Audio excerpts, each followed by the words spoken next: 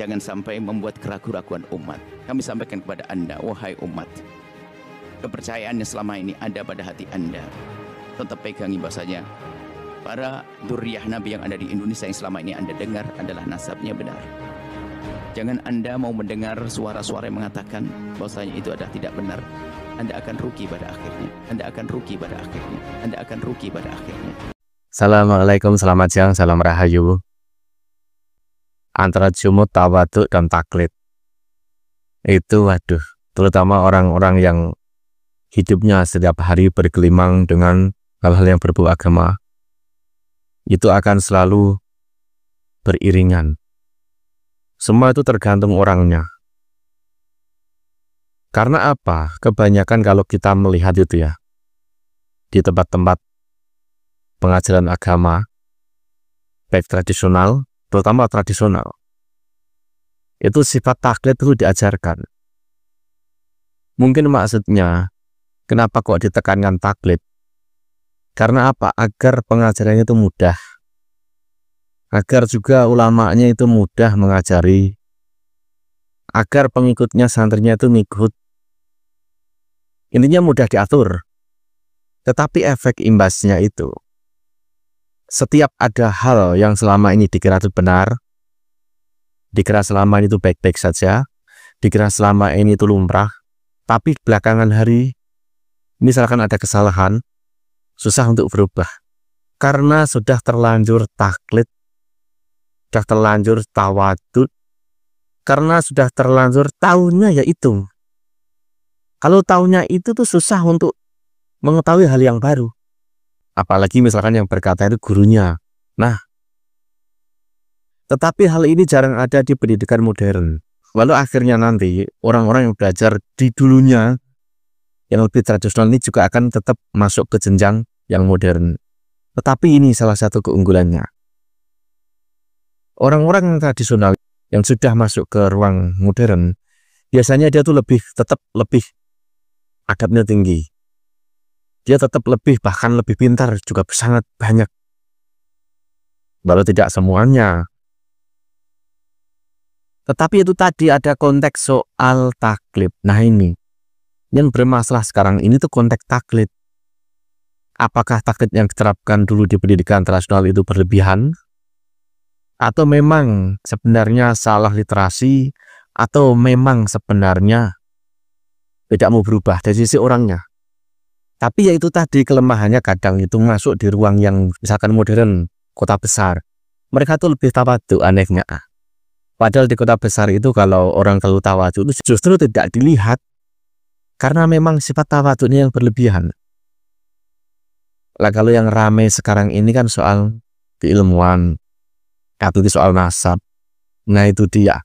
Taklid ini begitu mengikat banyak orang, terutama yang misalkan ditakut-takuti kualat, ditakut-takuti, pokoknya ikuti guru, gitu, ikuti guru. Padahal guru juga tidak melulu itu benar, tidak. Tapi yang terjadi sekarang sebenarnya soal literasi saja. Literasi yang dulu sudah ada begini gitu loh. Oh biasanya begini, kok jadi seperti ini? Itu untuk merubahnya itu susah. Makanya dibutuhkan orangnya langsung itu sendiri yang dia tuh bebaskan pikiran, bebaskan cara berpikir yang kolot, bebaskan cara pikir taklid, harus bebas dari itu dulu. Intinya menganggap dirinya itu samalah dengan gurunya kalau bisa. Itu pun hanya untuk apa?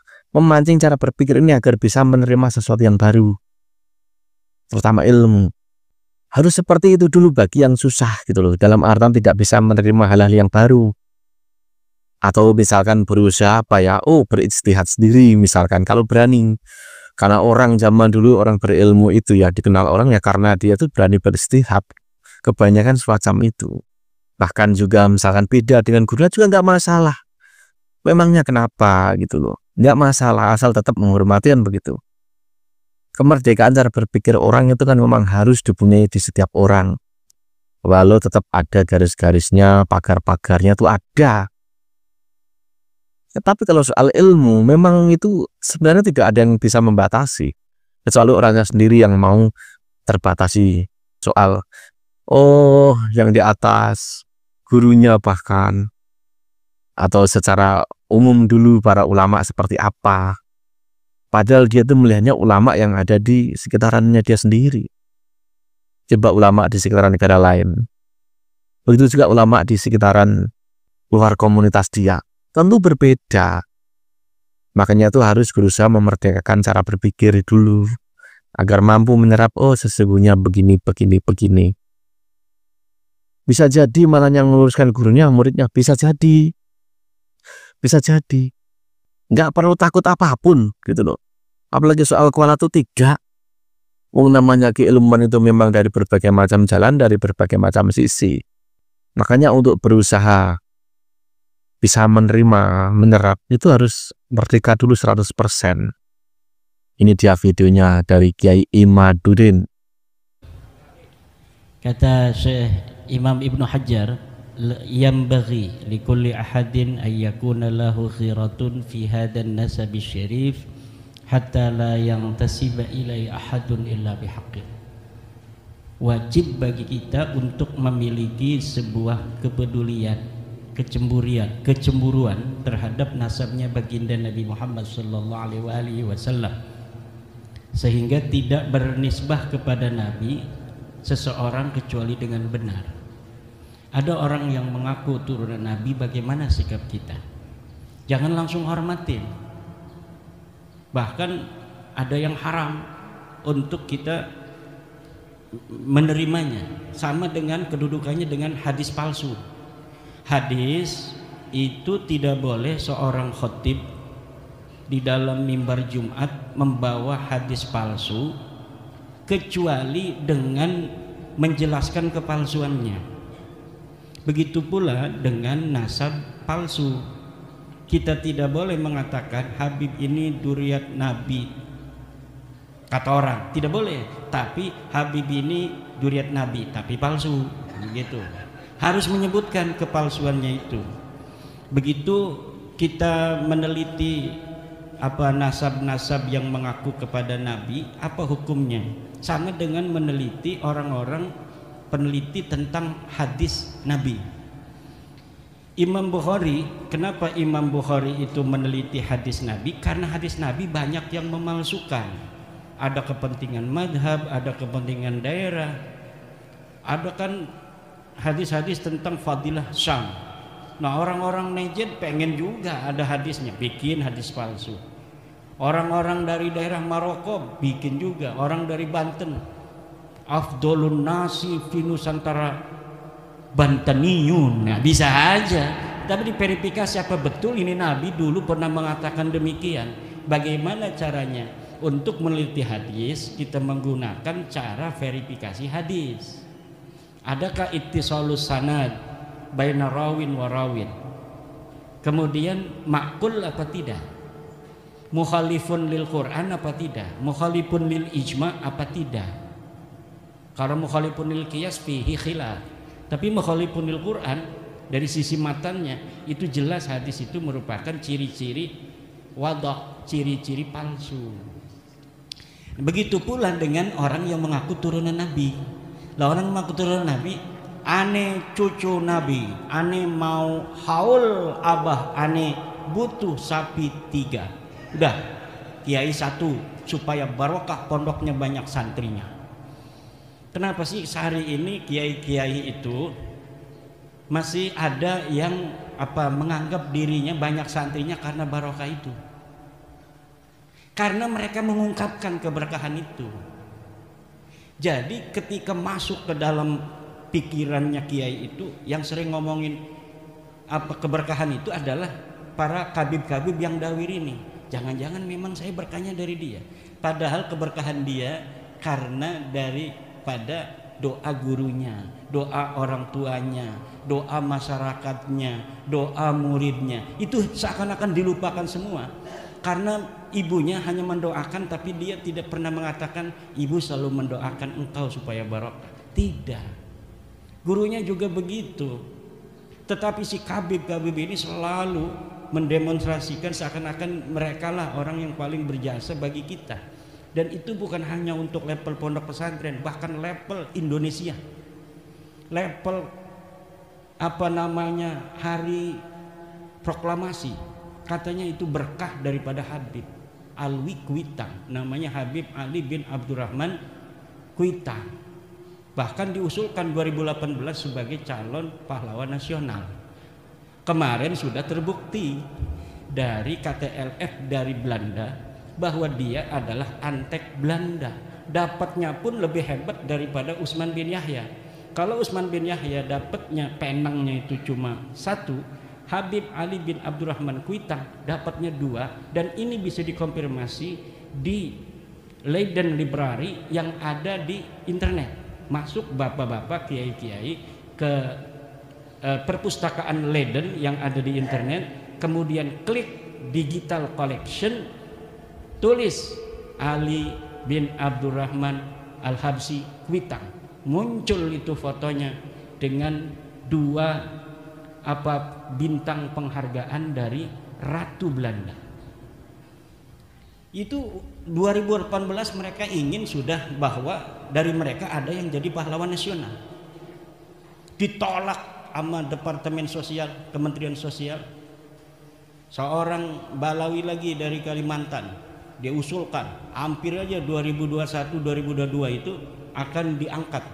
Akhirnya turun para sejarawan, Profesor Anhar Gonggong. Ini bukan pejuang. Sultan siapa namanya itu? Sultan Hamid. Ini adalah pengkhianat bangsa Indonesia. Itu sudah mau diangkat jadi pahlawan nasional. Karena apa? Bahaya kalau orang-orang yang tidak seharusnya menjadi pahlawan kemudian dianggap pahlawan hanya karena dia diangkat sebagai pahlawan nasional. Ini adalah untuk sedikit demi sedikit mereka merampas daripada kesejarahan kita. Orang-orang yang dulu tidak pernah berjuang bahkan berada di dalam barisan Belanda kok hari ini pengen menjadi pahlawan.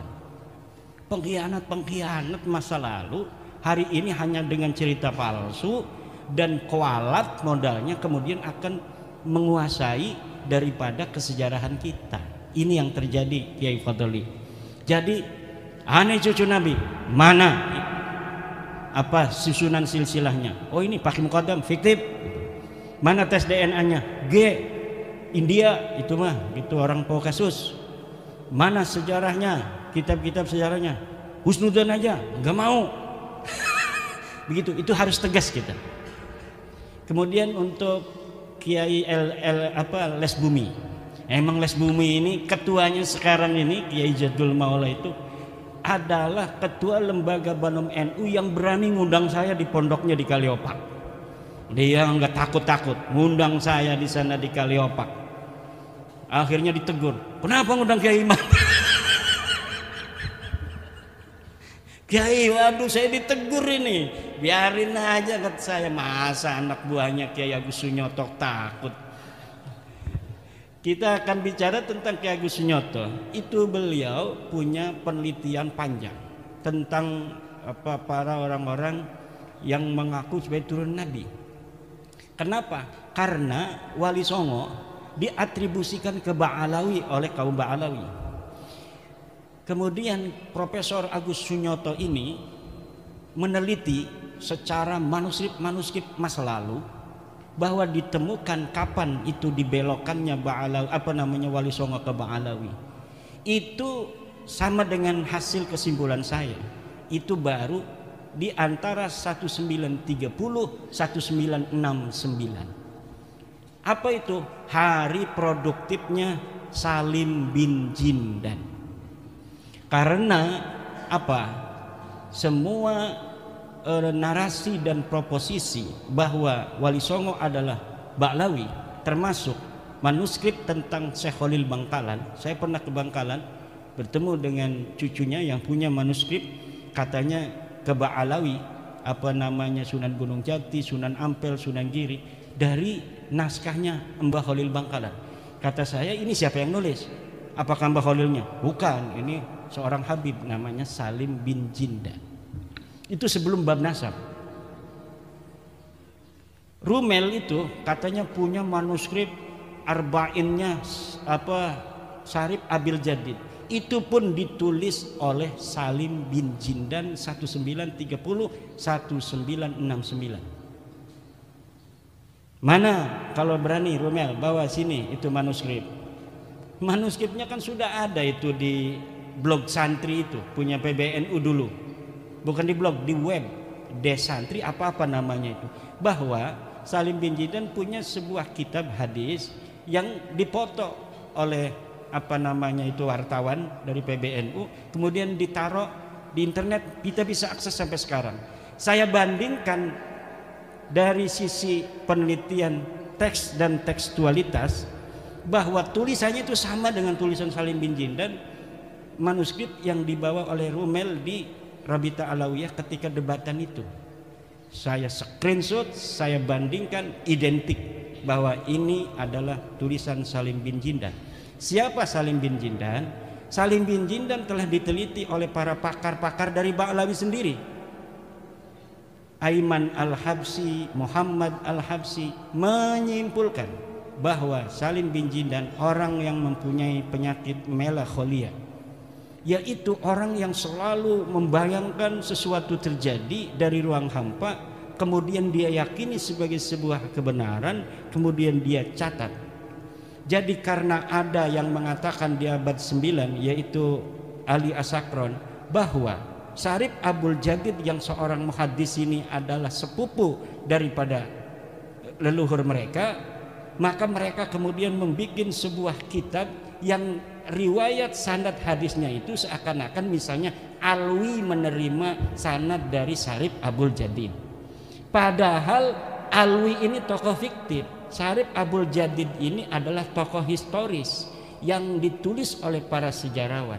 Tapi Salim bin Jidan membuat 40 hadis yang riwayat-riwayatnya itu memasukkan di situ nama-nama tokoh-tokoh fiktif dari Ba'lawi ini. Dan itu sudah diteliti oleh orang Ba'lawi sendiri. Karena dari tokoh Ba'lawi juga kan ada sejarawan. Walaupun mereka juga, saya sudah dapat menyimpulkan tukang bohong juga.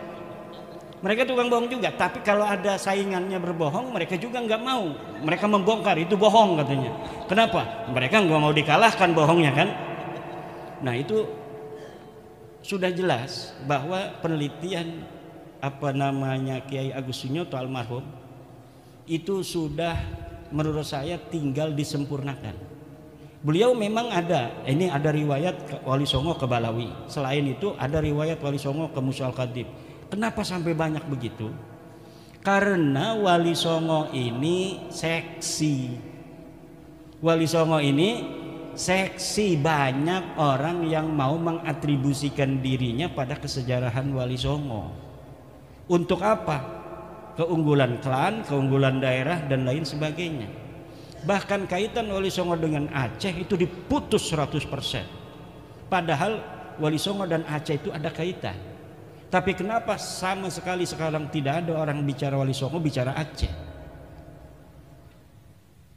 Nama Cempa, bahwa Sunan Ampel berasal dari Cempa, itu dibelokkan jauh ke dalam pedalaman Vietnam. Padahal telah ditemukan sebuah kesimpulan ilmiah bahwa pada abad ke-14 di Cempa itu belum ada Islam. Kenapa Sunan Ampel yang menyebarkan agama Islam di Surabaya, di Banten dulu Sunan Ampel itu. Setelah di Banten tidak laku, kemudian ke Surabaya. Kenapa tidak laku itu? Ya orang Banten punya kekhasan, jarang atau sulit, bukan jarang, menerima sebuah ajaran baru itu dari zaman dulu. Kecuali muncul dari orang sendiri. Sunan Gunung Jati kan dia dari Mekah itu datang, itu enggak langsung ke Cirebon, dia datang ke Banten dulu untuk apa? Mondok di Sunan Ampel. Ketika sampai di Banten, Sunan Ampel sudah pergi ke Surabaya. Sunan Gunung Jati langsung ke Surabaya, mondok 7 tahun di Surabaya. Kata Sunan Ampel, Syarif Hidayatullah, kalau kamu mau menyebarkan agama Islam di daerah Banten, kamu gak bakal diterima. Saya aja di sana dapat berapa orang katanya. Tapi ada syaratnya. Apa syaratnya? Kamu kawin sama orang sana. Nanti kamu jangan mengharapkan kamu akan diterima. Tapi nanti anakmu akan diterima. Karena anakmu dianggap oleh mereka sebagai bagian diri mereka sendiri. Kalau masih mantu belum. Kalau anak nanti diterima bahwa ini ponakan saya. Kalau sama kamu dianggapnya masih orang luar. Akhirnya Sunan Gunung Jati datang ke Banten mengawini Nyai Ratu Kaum Anten. Punya anak Maulana Hasanuddin, baru diterima tanpa peperangan.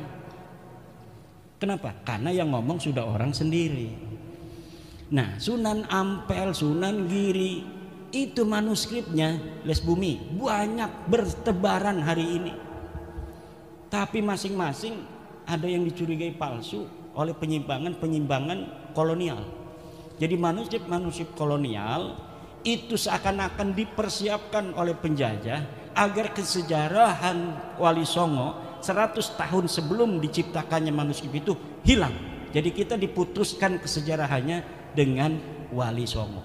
Tapi saya yakin sejarah-sejarah asli Wali Songo masih ada. Wali Songo masih ada sejarahnya. Tidak mungkin semuanya bisa dihancurkan. Tidak mungkin. Bagaimana caranya agar terbuka semuanya? Apa yang telah diawali oleh Profesor Agus Sunyoto itu kita lanjutkan lagi. Les Buminya jangan takut. Yang bicara DNA pertama kali siapa? Kiai Agus Sunyoto. Cari itu di YouTube-nya masih ada. Kalau ngaku cucu Nabi, tes DNA dulu katanya. Itu apa maksudnya? Dia udah nggak percaya dari dulu sebelum Imaduddin Usman. Cuma gagal, dia bukan orang Banten, jadi ngomongnya nggak sembarangan kayak saya. Jadi PBNU ini harus berwarna-warni. Kalau semuanya orang-orang Jawa belah sana, ya banyakan Angga Unggul. Husnudon aja. Begitu, untung ada orang Banten. Lihat orang Banten gak mikir 2 kali 4 kali, sekali cukup. Urusan belakangan. Dipecat-pecat ngapain, gak apa-apa. Kan begitu. Lah itu makanya harus berwarna-warni. Ada kayak Yai Said, ya namanya 11-12 sama orang Banten, jeplak-jeplok aja ngomong. Tapi kalau orang-orang Jawa yang halus hatinya, penuh dengan pertimbangan matang, lah itu nggak bisa cepat. Ini mungkin butuh 100 tahun lagi Balawi ini. Tapi orang Banten tanpa didampingi oleh keuletan orang-orang Jawa juga susah ini. Tapi ini hanya 2 tahun lebih beres. Ini udah beres ini. Udah beres, udah. Tinggal ini mah penghiburan diri mereka saja. Ada sedikit orang nangis kayak Roma Irama bertobat. Begitu-begitu aja. Sampai ada yang keliling ke Mekah. Ngutus orang ke Mekah, nemuin kiai-kiai Mekah, Sayyid Mekah yang punya murid di Indonesia agar berpesan muridnya jangan ikut sekte Ahmadiyah. Ada yang sudah ikut kan, Yai Ja'far dengan penelitiannya juga. Itu sampai gurunya dari Mekah bikin voice note bahwa engkau harus menghormati para sadah. Kata Kiai Ja'far, coba dibalas tuh gurunya. Iya, saya hormati sadah, tapi Balawi bukan sadah. Ngelawan dia sama gurunya juga. Kenapa itu? Karena dalam tradisi kita nanti sama Kiai Rohani ya, ini akan ada ketersambungan dengan pertanyaan Yai Rohani, bahwa kalaulah seorang murid yang berbeda dengan gurunya harus kualat, maka Imam Syafi'i orang yang pertama kualat kepada Imam Malik. Imam Ahmad bin Hambal orang yang pertama kualat kepada Imam Syafi'i. Abu Hasan Asy'ari orang yang pertama kualat kepada Ali Al-Jubai. Gurunya Mu'tazilah kok muridnya Abu Hasan Al-Asy'ari jadi Ahli Sunnah wal Jamaah, merontohkan seluruh proposisi gurunya. Hasan Al-Basri punya murid gagah perkasa namanya Wasil bin Atta. Dia harusnya kewahalat Wasil bin Atta, tapi tidak, dia ulama besar dari golongan Mu'tazilah. Dia punya guru juga Muhammad Al-Hanafiyah, anaknya Sayyidina Ali, ini Wasil bin Atta. Jadi dari zaman dulu murid dan guru berbeda, itu gurunya harus bangga. Kata Imam Ahmad bin Hambal, ta'allam kama ta'allamna, belajarlah seperti kami belajar. la tuqallidni wa la tuqallid Malikan wala Syafi'iyan wala Sufyan as-Tsauri. Jangan ikuti aku, jangan ikuti Malik, jangan ikuti Imam Syafi'i, tetapi ta'allam kama ta'allamna. Belajarlah seperti kami belajar sehingga kami menemukan kebenaran yang kami yakini. Kita tidak perlu menyelesaikan masalah ini hanya dengan tepuk tangan. Ini murid-muridnya Ki Hasyim Mujadi semua. Ki Hasyim Mujadi itu begitu kalau ceramah.